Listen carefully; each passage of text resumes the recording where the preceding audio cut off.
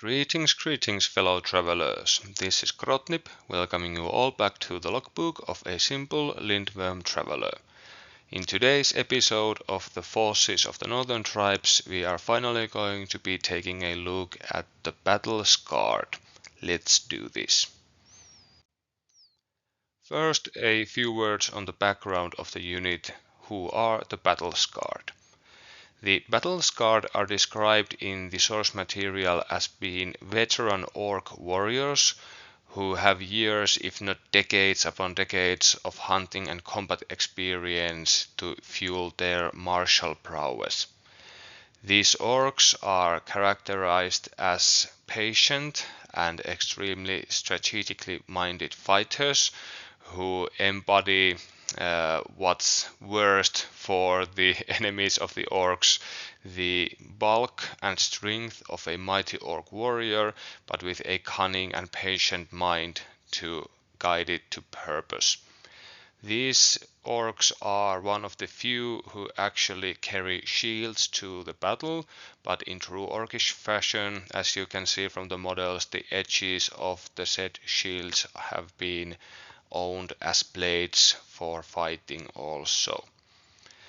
The orcs that make up the Battle Scarred, as per their name, have suffered various wounds and injuries during their fighting careers, and as is the case with the orc warriors, they actually grow orc scars to repair the damage done to their bodies, and these scar tissue laden skins of orcs are actually a form of natural armor that becomes harder and more difficult to pierce, and thus the more scarred the orc is, more difficult they are actually to hurt in combat.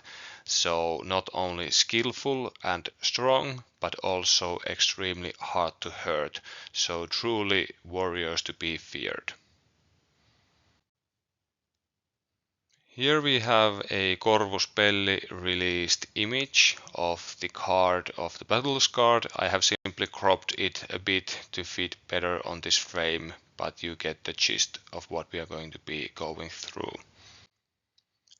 If we start, as per tradition, by looking at the points cost, the Battle Scarred are extremely expensive a unit to recruit to your company.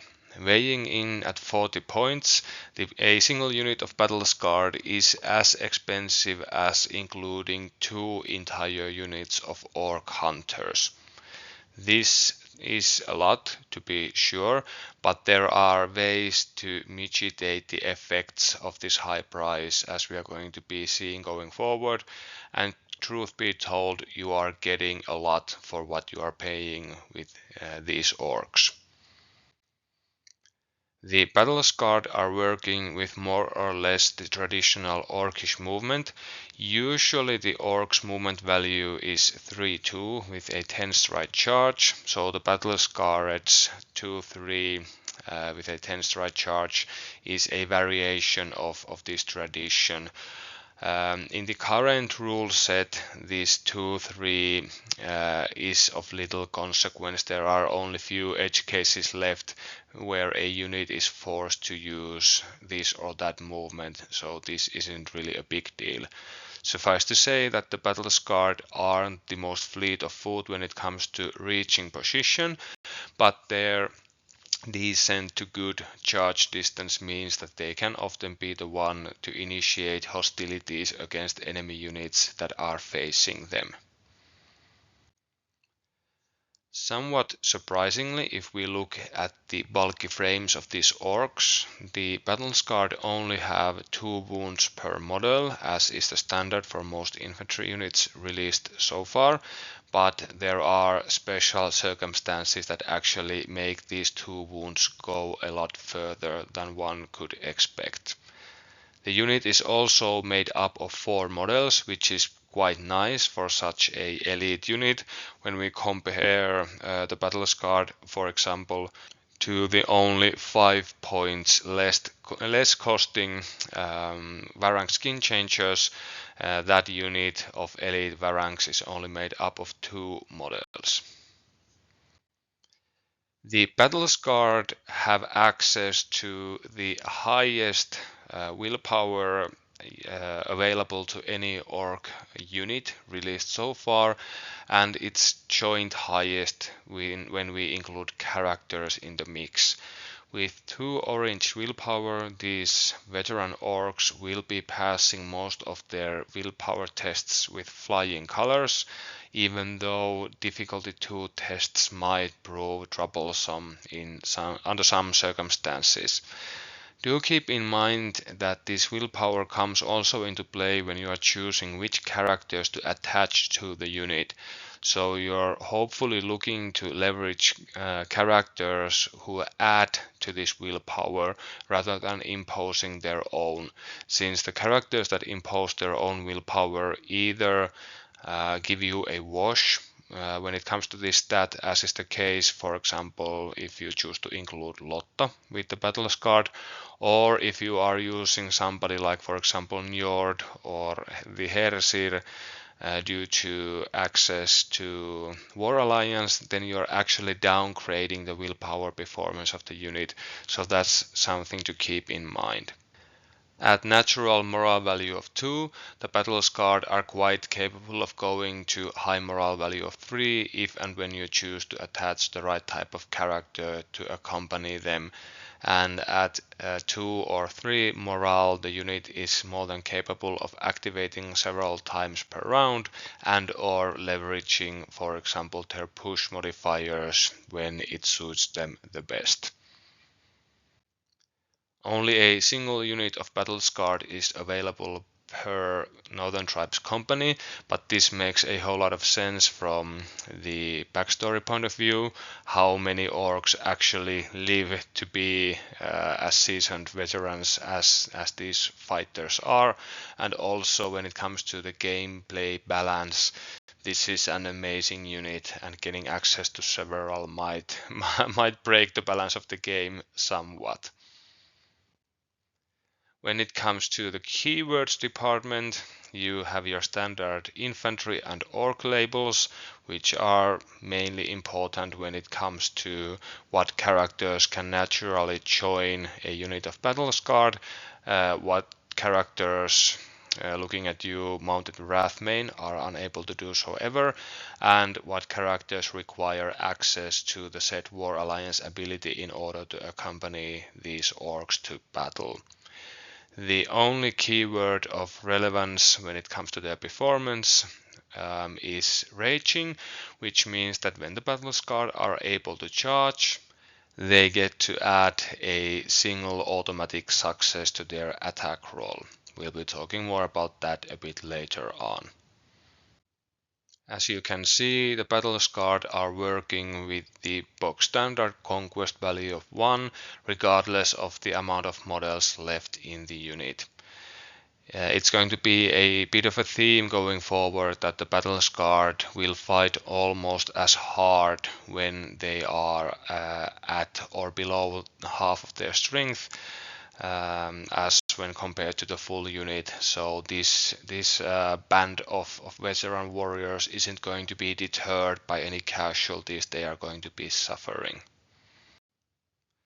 Next, let's cover the first passive skill of the battle scarred before advancing to their offensive breakdown. Relentless is a passive skill that allows the battle scarred to add an automatic success to their attack rolls if the target of their attack is suffering from any of the negative states so far in game. That is, frightened, vulnerable, disarmed, or slowed. And as veteran orc players and Northern Tribes players at large know by now, the Northern Tribes forces are extremely capable of inflicting the various states against their enemies, so accessing this trigger shouldn't be all that difficult if you can get your forces to play together. The battle scarred themselves also have, as we are going to see, ways of actually inflicting states upon their enemies that can make accessing Relentless more easy for them. At least they are technically capable of achieving this even when working entirely alone. But the problem with these switches is that they are naturally defense based, so the enemy needs to attack the battle scarred in order to activate them.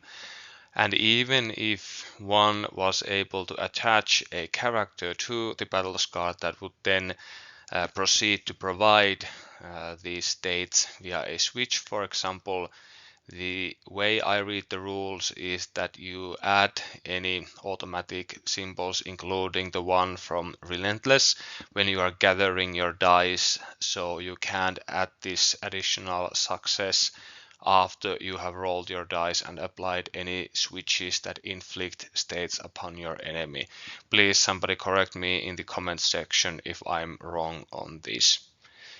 Then again, if we are expecting the battle scar to be able to charge in, you get that automatic success from raging, and then you can switch into using Relentless on subsequent rounds of combat, so that'll give you nice and stable damage output for the battle scarred in melee. Speaking of melee, here's the offensive breakdown of the battle scarred, and as you can see, it's quite a busy read right there. The effective base damage output of the battle scarred is on average 4 success equivalents of damage and a maximum of 6.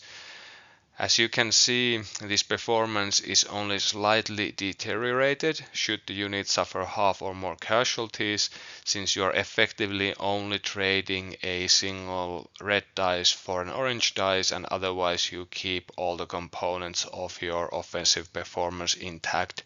So in fact you are only losing a less than single point from the average and a single point from the ceiling that you can technically reach with these dice.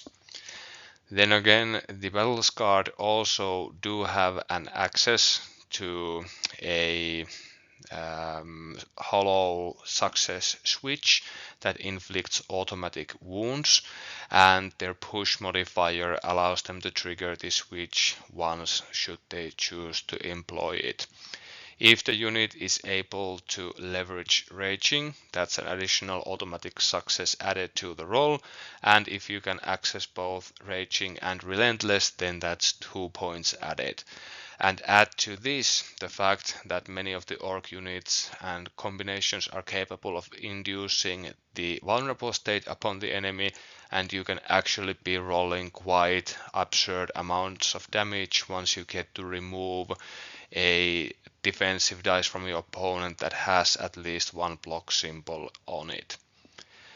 The battle scarred are also capable of producing some special and hollow special symbols, but as you can see, they naturally lack the ability to make any good use of these symbols. And with the double red and double orange, or later on if casualties are incurred, a red and triple orange dice combinations, these aren't the best in providing you with solid special symbols, since you are effectively lacking the yellow dice that drive high numbers of specials on them. So maybe having a character that can trigger a single special or maybe a double special switch once is going to be okay, but you really aren't looking to leverage copious amounts of specials to trigger anything. While the orange dice are the best at providing you with hollow specials, the red dice don't have any available, and even the orange dice only have a 25% chance per die rolled to achieve a hollow special, so that's not something that I'd be personally building my battle scarred unit towards when I was considering what characters to add to the mix. Next, let's cover the second passive skill of the unit before advancing to their defense roll. The Orc Scars, as per the backstory of the unit, is a small defensive buff to the unit. The special rule allows the unit to decrease the total amount of wounds it would be dealt to when attacking or being attacked by 1. And I read this as an ability that can only be triggered once per attack sequence, not effectively twice like can be done with somebody like the War Surgeon's medic ability that's applicable both when taking wounds from switches and also when taking wounds from the end result of the successes after the blocks have been subtracted. Orc Scars, I feel, is a pseudo-automatic block that's particularly useful against automatic wound infliction, since this is something that can't be stopped via traditional blocks, but the Orc Scars are still capable of stopping damage stemming from these types of attacks. If you, for example, get attacked by a Science of Yaldabaoth unit that chooses to trigger one of their many abilities that bypass traditional block symbols and can only be blocked via the hollow block symbols, well, the Orc Scars still kick in and allow you to reduce the damage that the battle scarred unit is going to suffer by 1. In and of itself, Orc Scars isn't a great benchmark ability, but when it's layered as one piece of the defensive puzzle that the battle scarred are imposing upon their enemies, then it becomes meaningful. Let's say you have Orc Scars that reduces damage that you are about to take by 1. You add a character that provides you with an automatic block, that's 2. The battle scarred have a excellent for Northern Tribes defense roll, as we are about to see, that gets you additional blocks in there, and still after that you have 4 models with 2 wounds each, and you aren't going to be penalized too hardly even if you fall below half strength. So all of these combines to make the battle scarred extremely durable a unit to field, which is a first when it comes to Northern Tribes infantry units, if I dare say so. And this leads us to the defense breakdown of the battle scarred, which is in fact, in my humble opinion, the more impressive of the two. Having a Northern Tribes unit that's capable of inflicting large amounts of damage on the attack isn't all that unique, but having a unit that's as durable as this, well, that's something really and truly special. At full strength, the battle scarred are rolling a green dice and 2 black dice, and they get an automatic block added to their result, which means that on average they will be producing 2 blocks per roll. And remember that Orc Scars are effectively a pseudo third block there, and if you have a character that adds a block, that's 4 blocks on average. Whoa, that's pretty amazing. And the fact that you are rolling a green dice and 2 black dice as part of this roll means that the ceiling is absurdly high, because the black dice only have a 25% chance per dice of rolling a block, so they don't actually bring up the average value of your roll all that much. And there is also a single facet of the green dice that has a double block on it. But if you get really lucky and you roll really high, you can block absurd amounts of damage on the battle scarred, even against the more dangerous enemy units out there. If the unit suffers half casualties, then you are losing the automatic block symbol, but rather importantly, you are also upgrading both of your black dice into blue dice. So the effective loss of average performance is only half a block, which is also extremely impressive. Actually, what downgrades the defensive, quote-unquote defensive performance of the battle scarred more when they suffer casualties is their weakened access to specials and switches. The double black dice help propel the battle scarred into average 2 and maximum of 5 specials per defense roll, and they have access at full strength to 2 single special switches that allow them to inflict the slowed state or the vulnerable state, or with 2 specials, both of them, upon the enemy that has just attacked them. And this vulnerable state especially can be truly devastating, since it's going to upgrade the offensive performance of the battle scarred, usually by at least 2 points in subsequent attacks by the veteran orcs, since you are able to trigger relentless with it, and then you can remove a dice with at least 1 block symbol on it. Access to these special triggers, switch triggers, is even further improved by the defensive push modifier of the battle scarred, which grants them, regardless of the amount of models in the unit, a red dice and a solid special symbol.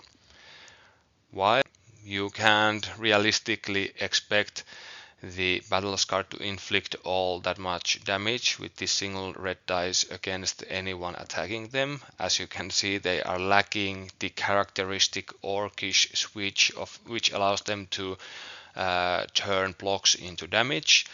There is quite a high likelihood of you actually blocking all the incoming damage from your enemy, thanks to the amazing defense roll and the Orc Scar's ability, especially when you combine all this with a character that helps out on the defense. So investing this point of stress on dealing at least some damage against enemies who in turn are incapable of blocking on their attacks might be a way of actually tying or even winning the combat, and potentially resulting in the enemy unit being the one who gets stressed and pushed back at the end of the combat round. And this can really throw a big wrench in their plans.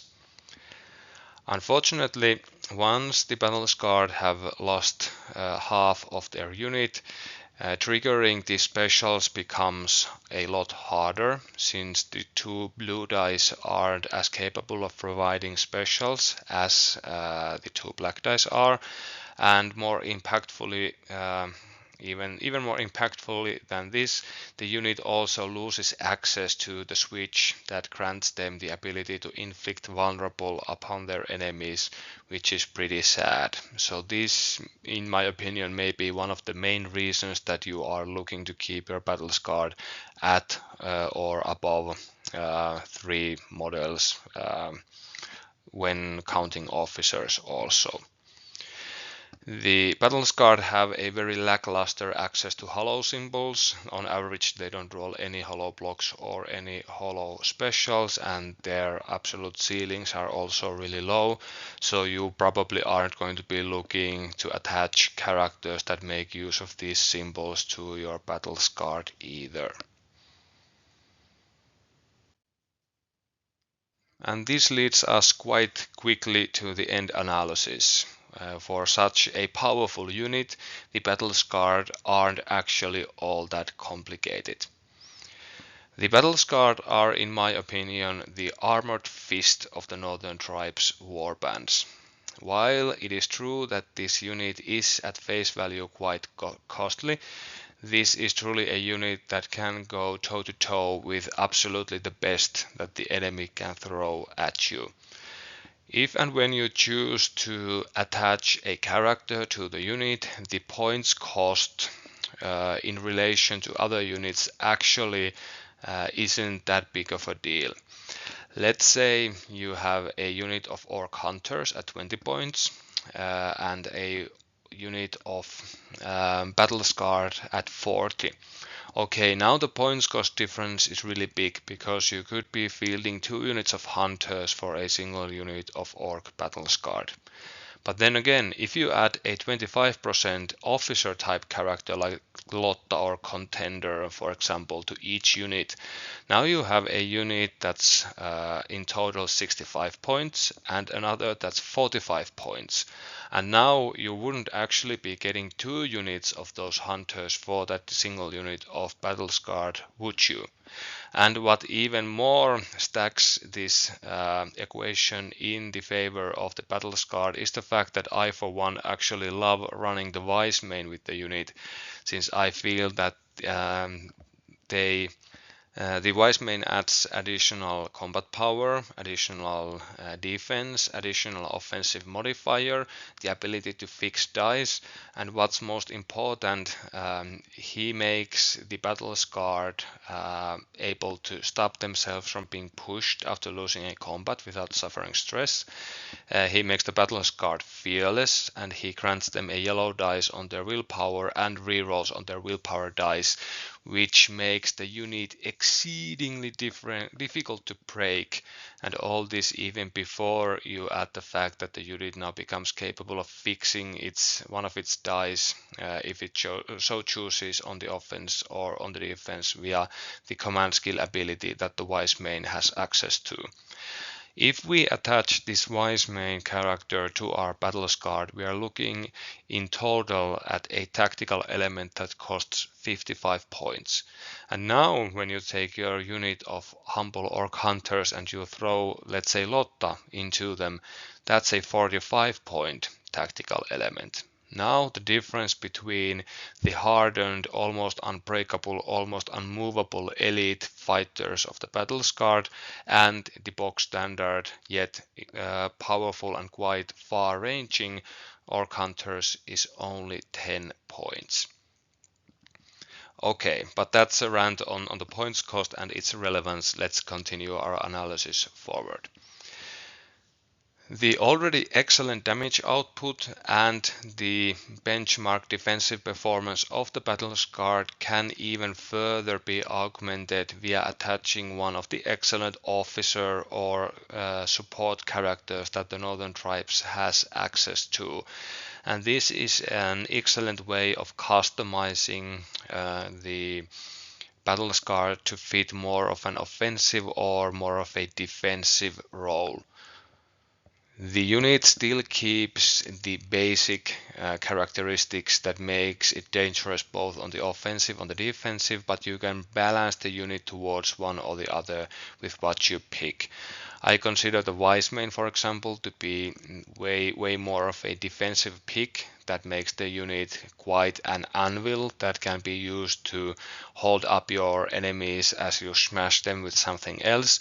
And I have heard that many people are really enjoying adding the Prime Warrior to the unit, giving them additional conquest value, charge distance, and more effective damage.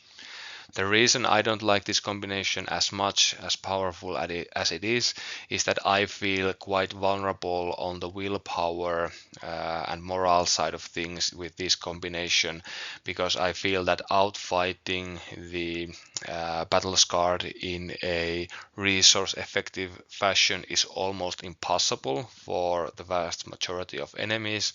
But scaring them off unless there is some strengthening of their morale and or especially their willpower stat, maybe granting them fearless like the Wise main does, is something that is achievable, especially now with more and more units having access to things that can be scary, and with the fact that frightened has become more powerful a state as per the rules update 1.5. Okay, but that was yet another rant. Back to the analysis.